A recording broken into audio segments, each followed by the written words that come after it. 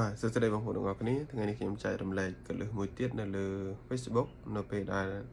ជាទូទៅបងប្អូនធ្លាប់មើលវីដេអូបាទនៅលើ Facebook នៅពេលដែលមើលហើយសាប់តែយើងរវល់ឬក៏វាលោតបាត់អីចឹងណាជាពិសេសអ្នកដែលមើលហើយរវល់ភ្លាមទៅយើងបិទទូរស័ព្ទយើងហើយនៅពេលក្រោយយើងចង់រកវីដេអូហ្នឹងវិញបាទដូចវីដេអូរឿងឬក៏វីដេអូអីដែលយើងពេញចិត្តណាអញ្ចឹងឥឡូវនេះគឺ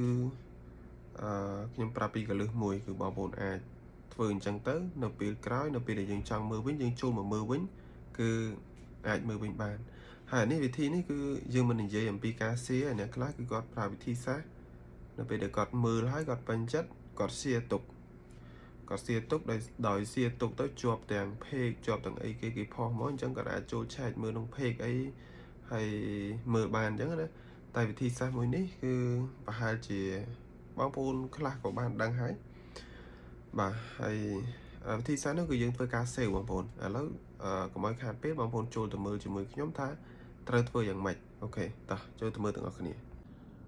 អូខេបងប្អូនអញ្ចឹងបងប្អូនចូលមកកាន់ Facebook របស់យើងមកបន្ទាប់ពីចូលមកកាន់ Facebook របស់យើងអញ្ចឹងយើង scroll រកមើលវីដេអូដែលយើងពេញចិត្តបាទវីដេអូដែលយើងពេញចិត្តដែលយើងចង់មើលឧទាហរណ៍ថាវីដេអូមួយនេះទៅដើម្បីកុំឲ្យខាតពេលវីដេអូបាទវីដេអូពូរត់នេះណាអញ្ចឹងនៅពេលដែលយើងមើលហើយយើងរវល់អញ្ចឹងបើយើងរវល់នៅពេលដែលយើងបិទអញ្ចឹងនៅពេលដែលយើងបិទបែបនេះពេលក្រោយយើងចូលវិញអាចបាត់វីដេអូរបស់គាត់បាទអាចបាត់វីដេអូរបស់គាត់អញ្ចឹងដើម្បីយើងរក្សាទុក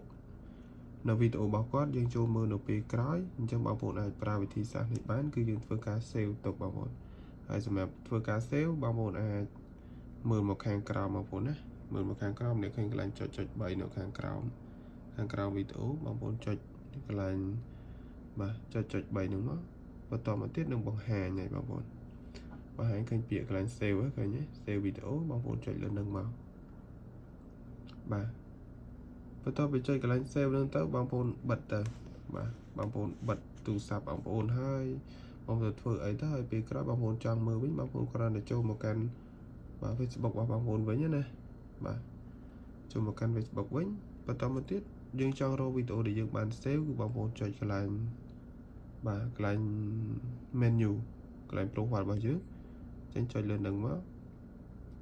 បន្តពីចុចលើនឹងឃើញសញ្ញា save នៅកន្លែងនេះបាទឃើញទេបងប្អូននេះឃើញសញ្ញា save បងប្អូនចុចបាទបងប្អូនចុចលើនឹងមកបាទបន្ទាប់ពីចុចលើនឹងនេះវីដេអូដែលបាន save មិញណាអញ្ចឹងយើងមើលបន្តទៀតទៅគឺចុចលើនឹងទៅគឺយើងអាចមើលបន្តទៀតបានអូខេហើយអញ្ចឹងអានេះវិធីសាស្ត្រមួយល្អដែរហើយមួយទៀតបើសិនជាបងប្អូនចង់ដោះ save វិញយើងត្រូវធ្វើម៉េចគឺយើងចូលមកកន្លែងចុច3នឹងដូចគ្នានេះខាងក្រោមហ្នឹងចុចលើនឹងឲ្យចំទៅលោតមកបែបនេះអញ្ចឹងបងប្អូនចុចពាក្យ unsave នេះឃើញទេនេះសញ្ញានេះបាទចុចលើនឹងវិញទៅគឺយើង unsave វិញហើយយើងធ្វើបែបនេះគឺវាអត់ស៊ី space បាទអត់ស៊ី space ទូរស័ព្ទរបស់យើងទេអត់ស៊ី memory អីទេអញ្ចឹងណាអញ្ចឹងអូខេហើយអានេះគឺវិធីសាស្ត្រមួយហើយមួយទៀតសម្រាប់បងប្អូនខ្លះគឺគាត់ប្រើវិធីសាស្ត្រ share គាត់មើលរឿងហើយគាត់រវល់គាត់ចុច share មួយចូលក្នុង profile របស់គាត់ទៅនៅពេលក្រោយគាត់ចង់មើលគាត់អាចចូលទៅមើលនៅក្នុង profile របស់គាត់ក៏បានដែរតែនេះយើងប្រើយើងឲ្យដឹងអំពីវិធីសាស្ត្រមួយទៀតគឺយើងអត់ចង់ share ដែលថា Facebook របស់យើងប្រើលក្ខណៈផ្លូវការលក្ខណៈកុំឲ្យវាច្បងច្បល់ច្រើនណាយើងអាចធ្វើអញ្ចឹងបាន